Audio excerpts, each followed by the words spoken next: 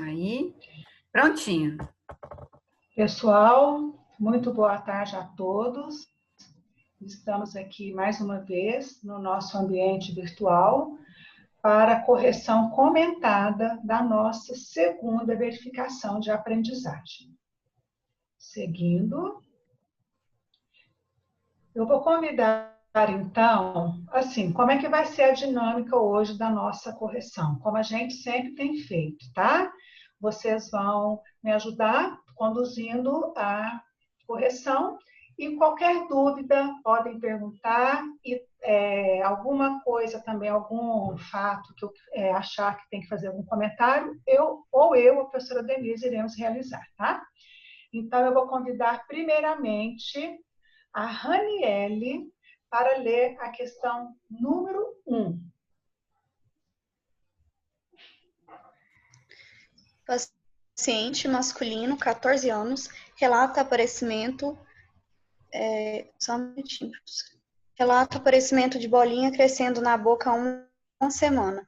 Ao exame clínico, apresenta tumefação mucosa em forma de cúpula na região de lábio inferior, com coloração normal, aproximadamente 4 milímetros de diâmetro, consistência firme, móvel e assintomática à palpação. A hipótese diagnóstica e a conduta mais adequada são, respectivamente, mucocele e excisão cirúrgica local. Então, é bastante comum a gente encontrar, tá, a mucocele em pacientes ebiátricos, principalmente quando estão passando por algum estresse emocional e eles passam a morder o lábio, tá? Formando a mucocele. Ela tem o nome de rânula quando ela está presente no assoalho bucal, tá? Agora eu vou convidar a Ana Luísa para fazer a leitura da questão número 2 para nós. A gengivite apresenta o primeiro estágio da doença periodontal. Ela é definida como uma inflamação aguda na gengiva marginal, caracterizada clinicamente por mudanças de cor, forma, posição e textura superficial. Além dessas alterações clínicas, ocorrem alterações histopatológicas na região do sulco gengival, do epitélio juncional e do tecido conjuntivo. Em relação a essas alterações histopatológicas, analise as afirmativas abaixo. Quais são as corretas, Ana? Pode realizar a leitura dos itens para nós. As corretas são 1 e 3. 1. Antes do aparecimento dos sinais clínicos, ocorrem essas alterações histopatológicas. E 3. Tais alterações microscópicas são caracterizadas por vasodilatação, edema e aumento dos espaços. Foi comentado com vocês que a gengivite é a doença mais prevalente na adolescência, né? Porque a periodontite é presente, mas bem menos, com a prevalência bem menor. Agora eu vou convidar a Noia para ler a próxima questão para nós. Estou feliz, estamos com 29 participantes, né? Então, 27. Pessoal, lembrando que o ideal é todos participarem, tá? Porque aqui é um momento de aprendizagem, é um momento de troca.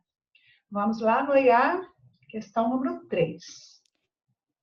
A maioria dos agentes quimioprofiláticos no controle da doença cárie e periodontal são compostos por agentes antimicrobianos de amplo espectro que exercem efeitos bactericidas ou bacteriostáticos diretos, ligando-se à membrana bacteriana e, consequentemente, interferindo em suas funções. Esses agentes podem ser liberados para a cavidade bucal por meio de vários veículos. São considerados veículos para o controle da doença cárie. Lê os itens, tá, Noia, para a gente. Os corretos. Certo. Colutórios ou enxaguantes bucais, gomas de mascar com xilitol e géis e espumas fluoretadas. Noia, por que o item 2 está incorreto? É até 1000 ppm, né, que está escrito. Exatamente. Então, a gente recomenda cremes dentais com a concentração de fluoretos acima de 1000 ppm, tá? Agora eu vou convidar a Gabriela Ribeiro para ler para a gente a próxima.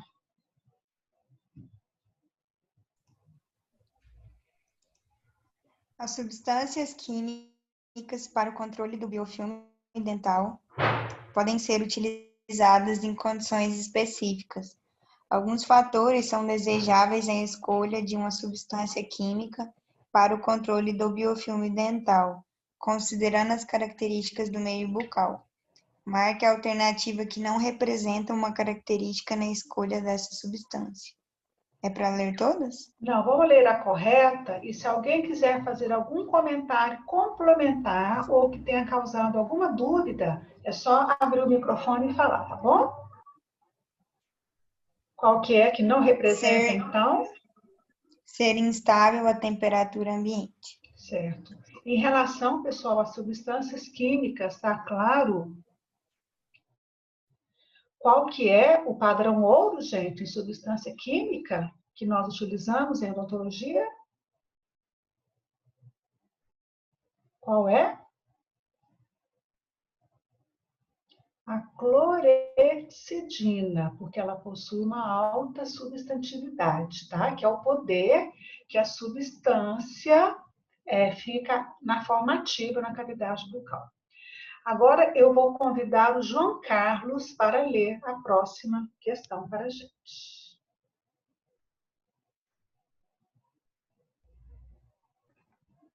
A litose é o termo utilizado para caracterizar odores desagradáveis emitidos pelo hálito do paciente, podendo ser de origem intra- ou extrabucal. A litose pode ser considerada um problema social, com prevalência relativamente alta na população. Sobre a etiologia dessa afecção bucal, é correto afirmar que o odor desagradável do hálito se origina principalmente de compostos sulfídicos voláteis, especialmente sulfeto de hidrogênio, metilcarptana e dimetilsulfeto. Então, a professora Denise, ela conversou bastante com vocês sobre a litose, né? Na aula dela, enumerando assim, as causas, as consequências, tá? Professora Denise, estão falando aqui, informando que foi pulada uma questão da 4, foi para a 5, é isso?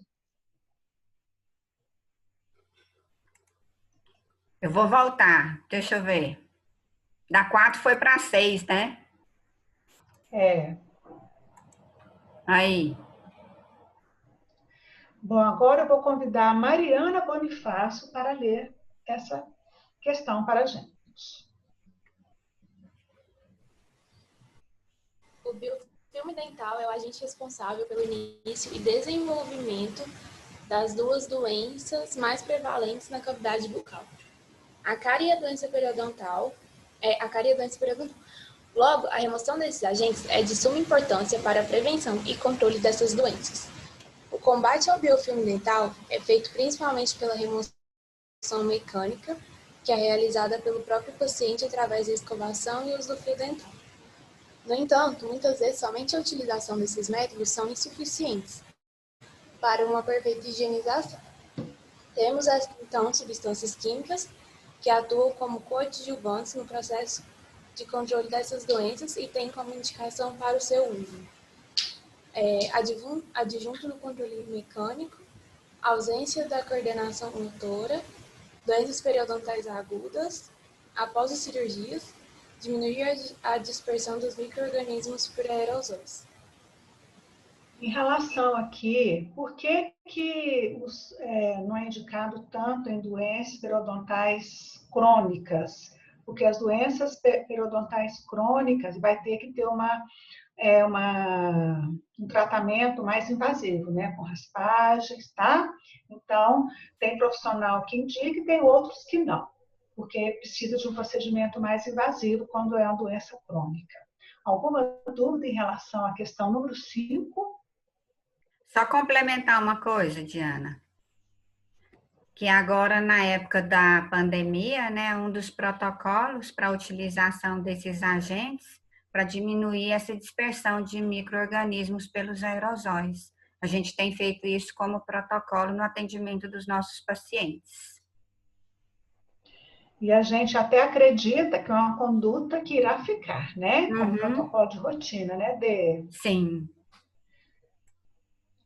Agora a questão número 7, eu vou convidar a Letícia Rios.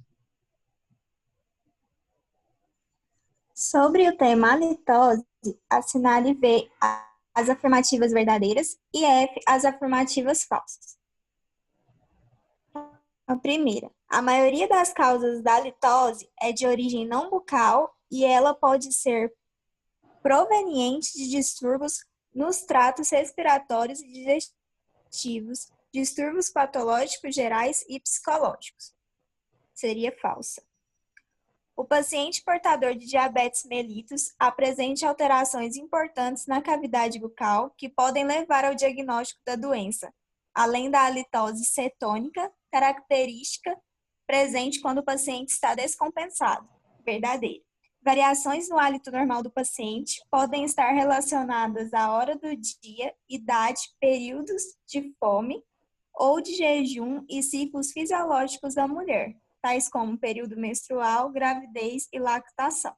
Verdadeiro também. Os metabolismos do mau odor podem ser formados, absorvidos em qualquer lugar do corpo, exemplo, fígado e intestino, e serem transportados pela circulação sanguínea para pulmões. A exalação desses compostos no ar causa halitose. Seria verdadeiro também. Então, ficaria falso, verdadeiro, verdadeiro, verdadeiro. Agora, então, eu vou convidar a Alice para ler a questão número 8.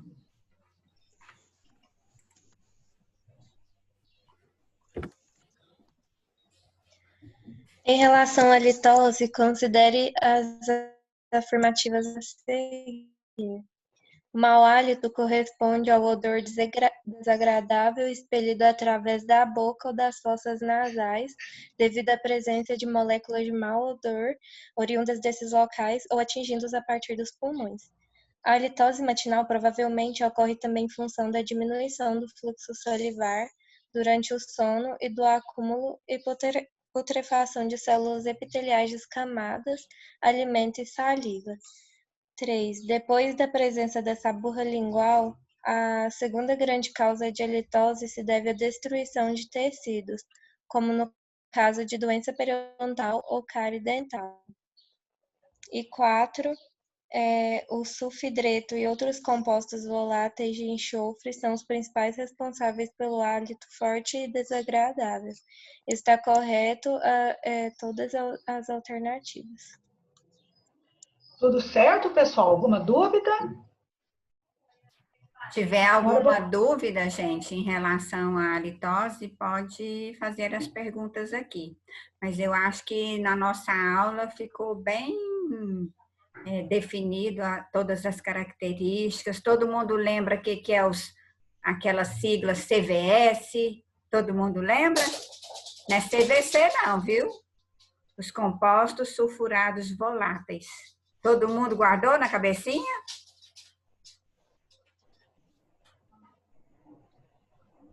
Agora eu vamos continuar. Vou convidar o Deusvando para realizar a leitura para nós. Os fatores predisponentes na periodontia na infância e adolescência são aqueles que direta ou indiretamente propiciam o acúmulo de biofilme e ou dificultam a sua remoção, favorecendo o início e a progressão das doenças periodontais. Geralmente são fatores anatômicos que interferem na quantidade e na qualidade do biofilme. É considerado um fator iatrogênico que favorece o acúmulo do biofilme, a subextensão das margens das restaurações dentárias. Vocês sabem o que é fator iatrogênico? Alguém quer comentar o que é fator iatrogênico para mim?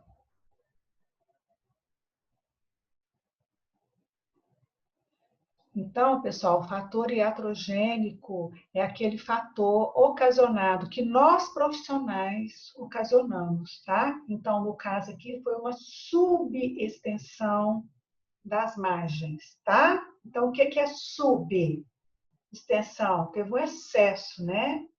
Tá? Da restauração na margem. Professora Denise, o Victor está perguntando aqui no chat se compostos sulfídricos é o mesmo de sulfurados. Repete para mim, por favor. Se os compostos sulfídricos é o mesmo de sulfurados. Eu vou pesquisar. Eu não tenho certeza para responder. Vou anotar aqui. Tá?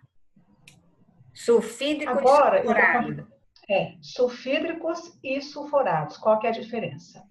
Então, agora quem vai realizar para a gente a leitura vai ser o Victor.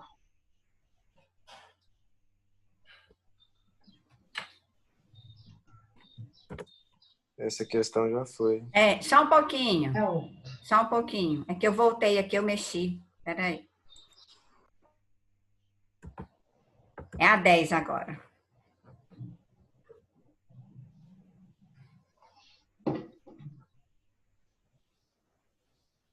Tá certo? Diana? Certinho. Pode ir, Victor. Pode realizar a leitura. O açúcar que modifica a qualidade do biofilme bacteriano através da redução do número de bactérias cariogênicas e tem ação bacteriostática contra os streptococcus do grupo mutans é o xilitol. Então, como sabemos, né, o xilitol hoje ele é indicado, tá, para, no caso de pacientes com atividade de cárie, porque ele reduz a quantidade de Streptococcus mutans, que é o responsável pela formação de polissacarídeos extracelulares, né, que dá a adesividade do biofilme dental. Então, na presença de xilitol, vai formar um biofilme menos aderente. Seguindo, eu vou convidar agora a Ângela para realizar a próxima leitura para nós.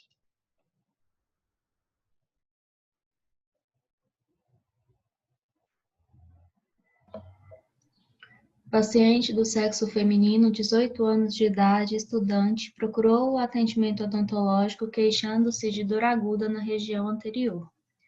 Na anamnese, relatou estar sob intenso estresse psicológico, sob regime alimentar pobre, que tinha sangramento espontâneo nas gengivas, salivação excessiva, odor fétido, mal-estar e febre.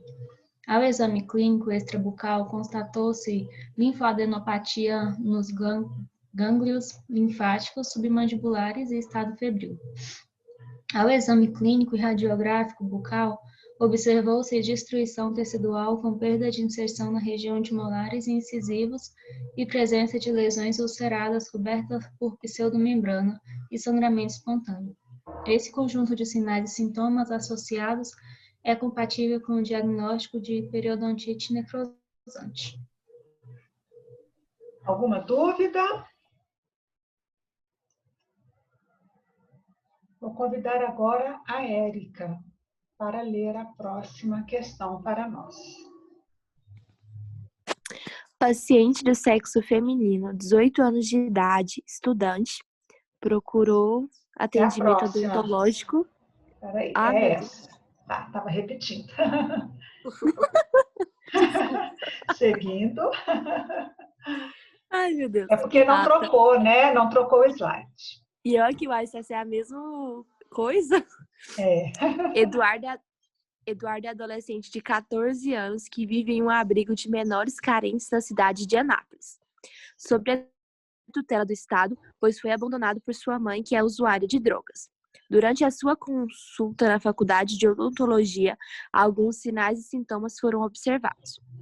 Ele possuía deficiência auditiva, problemas na visão e seus incisivos tinham um formato estranho, parecendo chaves de fenda. Baseando-se na história relatada, a equipe de odontologia pediátrica e odontopediatria levantou uma hipótese diagnóstica, que é sífilis congênita. Alguma dúvida em relação a essa questão? Então, como que chamam esses incisivos que têm um formato de chave de fenda? De Hudson, né? Sim. Seguindo, a Rita. Lê pra gente, Rita, a próxima?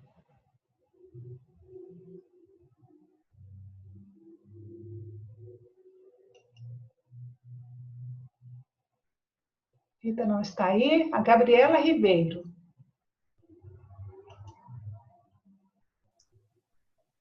A escovação é uma importante etapa da higienização dental. Sabe-se que a escova ideal tem que ter algumas recomendações e que somente isto não é o bastante para remover efetivamente o biofilme dentário. Deve-se, portanto, utilizar as técnicas de escovação que deverão ser incorporadas juntamente com aquela que o paciente já está acostumado a executar durante a higienização. A técnica de escovação descrita abaixo se refere a qual técnica de higienização? São realizados movimentos circulares em todas as faces dentárias, com exceção das faces oclusais e incisais, onde são feitos movimentos antero-posteriores. A técnica é de Fonges. Em relação às técnicas de escovação, a gente sabe que quando o paciente, no caso o nosso paciente pediátrico, está com uma deficiência na remoção mecânica do biofilme, a gente vai fazer uma instrução de uma técnica, né, de acordo com a habilidade do paciente. Então, a gente trabalha muito com a de fones, com a de base e com a de estímulo, sendo a mais indicada a de base. Agora eu vou convidar o Flávio Henrique para ler a próxima questão para nós.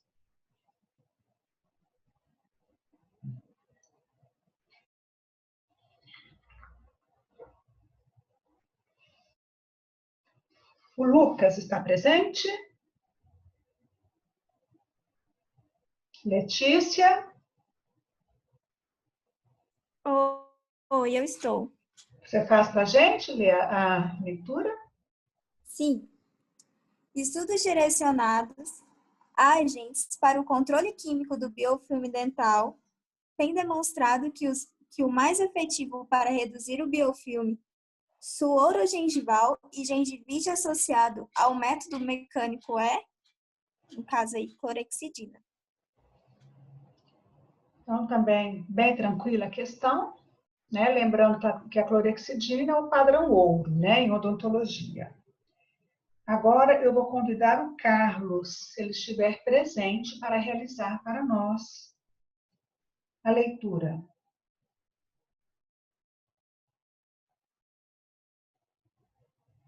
Isadora Lopes. Estou aqui.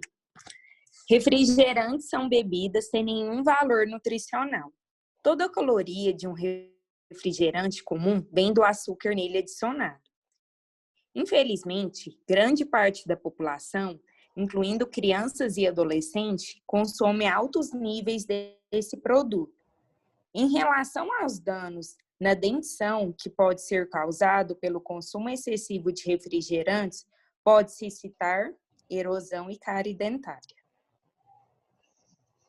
Pessoal, não está tendo nenhuma dúvida?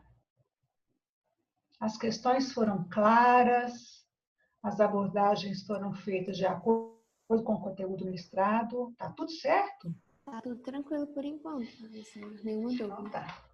Pode seguir, então. Eu vou convidar agora a Vitória para realizar a leitura para nós.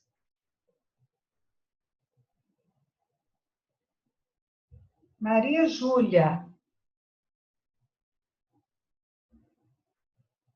Milena.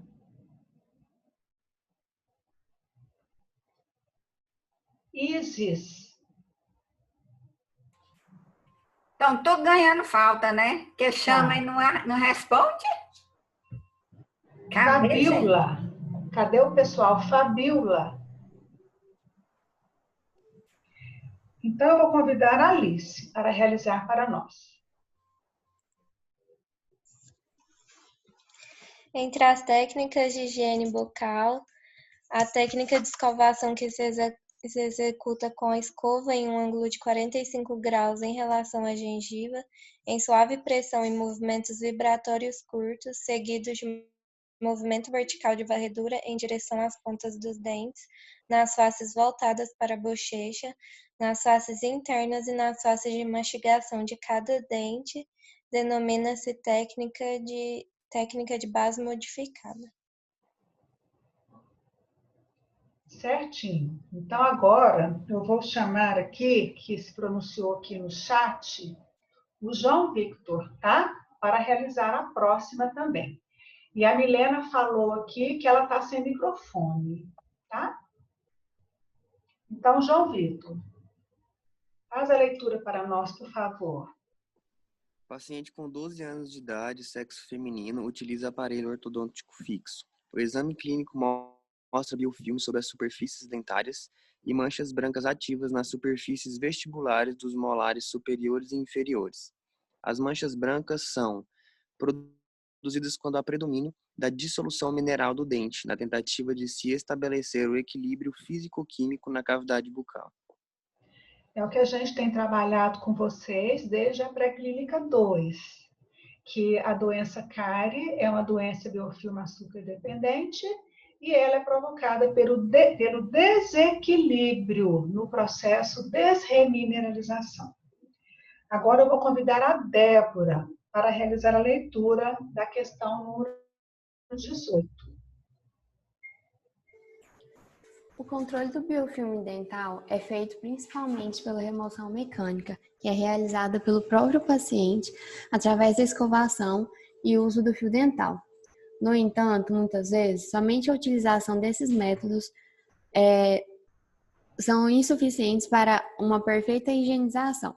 Temos, então, substâncias químicas que atuam como coadjuvantes no processo de controle dessas doenças.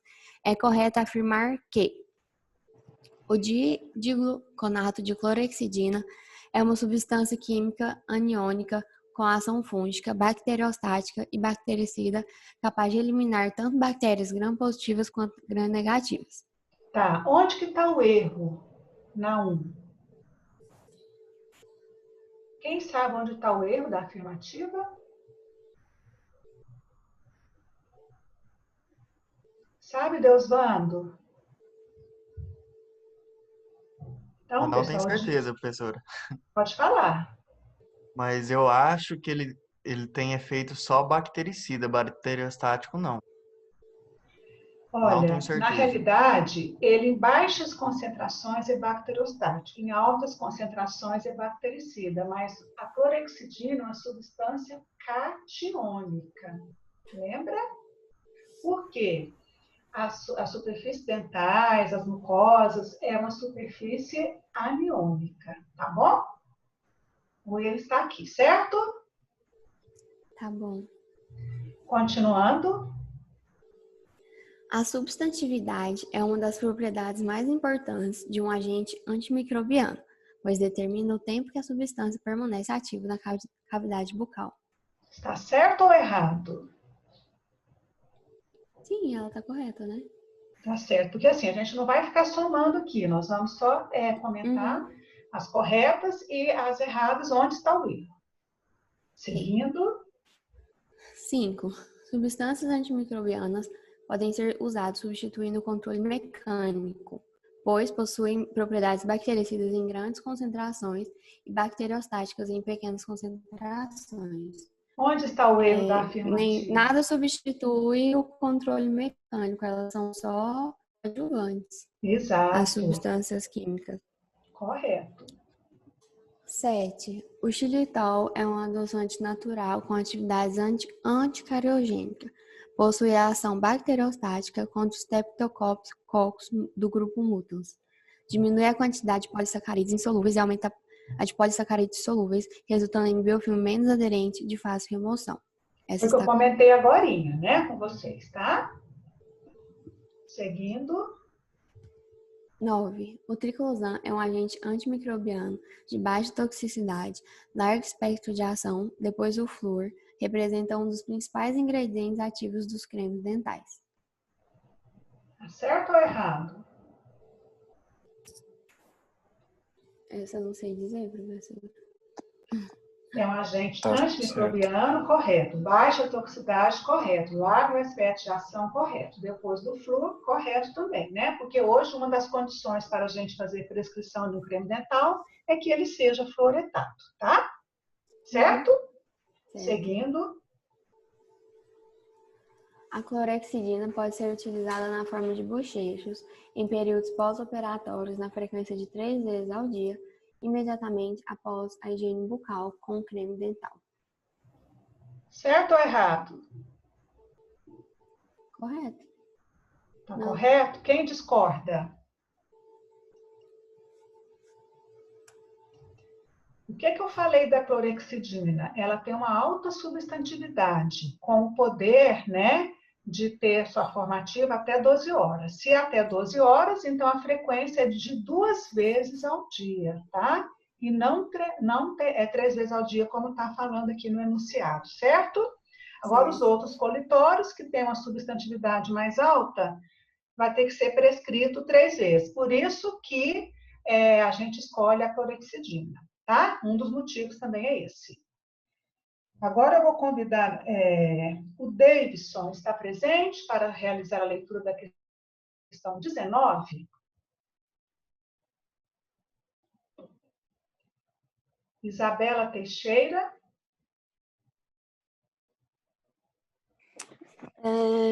Os cremes dentais em pasta ou gel são constituídos de compostos químicos com diferentes cores, sabores e particularidades. Sua composição pode variar de uma marca para outra, mas mesmo que pareçam diferentes, todos têm os mesmos ingredientes essenciais para ajudar a manter uma boca saudável e um hálito fresco. Muitos ingredientes são usados na pasta de dente. Em relação aos componentes químicos dos cremes dentais e suas respectivas funções. 2. Os umectantes impedem a desidratação e o ressecamento do creme dental. Correto ou falso? Correto. Correto. Seguindo. 4. Cremes dentais que possuem em sua composição o nitrato de potássio e o cloreto de estrôncio são indicados para a redução da hipersensibilidade dentinária. Correto ou falso? Correto. Seguindo. 6. O triclosan, quando presente, é um agente terapêutico com função antibacteriana de baixa toxicidade. Largo aspecto de ação, representa um dos principais ingredientes ativos do dentifrício. Seguindo. Os abrasivos, sílica, alumina, carbonato de cálcio e bicarbonato de cálcio, são compostos importantes nos cremes dentais, responsáveis pelo aumento do atrito com os dentes, ajudando na remoção de biofilme e polimento dental. Correto ou não? Tá certo ou errado, pessoal? Certo. Ok, seguindo. 10. O lauril sulfato de sódio é responsável pela ação detergente e também torna o creme dental mais homogêneo. Potencializa a ação da clorexidina. Está errado ou certo? Errado. Lembra que eu comentei com vocês que quando a gente vai fazer a prescrição de bochechas com clorexidina, tem que realizar 30 minutos após a escovação, porque justamente, tá? Essa substância, o lauril sulfato de sódio, ela vai inibir a ação da clorexidina. Lembraram deste comentário? Agora eu vou convidar não. Quem quer ler a questão número 20 para mim?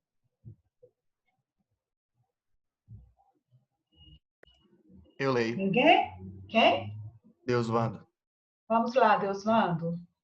No tratamento da doença periodontal é importante uma abordagem integral, envolvendo as ações de promoção à saúde, prevenção e tratamento. Em relação às doenças periodontais, analise as afirmativas abaixo e marque V para as alternativas verdadeiras e F para as alternativas falsas. A gengivite é uma manifestação inflamatória da gengiva marginal, desencadeada pelo acúmulo de biofilme supragengival. Seu diagnóstico é determinado pela atividade da doença, que é definida pela perda de inserção aliada a sinais inflamatórios. Falso. Onde está o erro, Deusvando?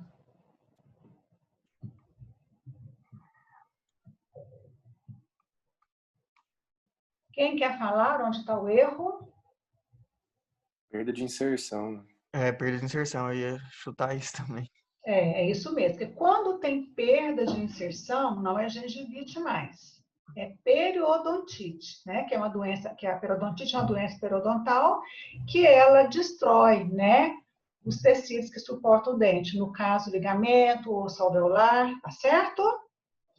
Certo. Professora, Oi?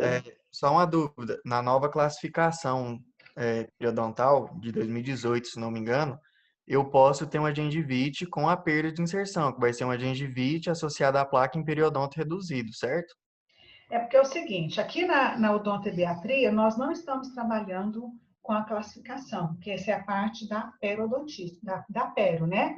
Nós estamos trabalhando como gengivite, periodontite e doenças ulcerativas.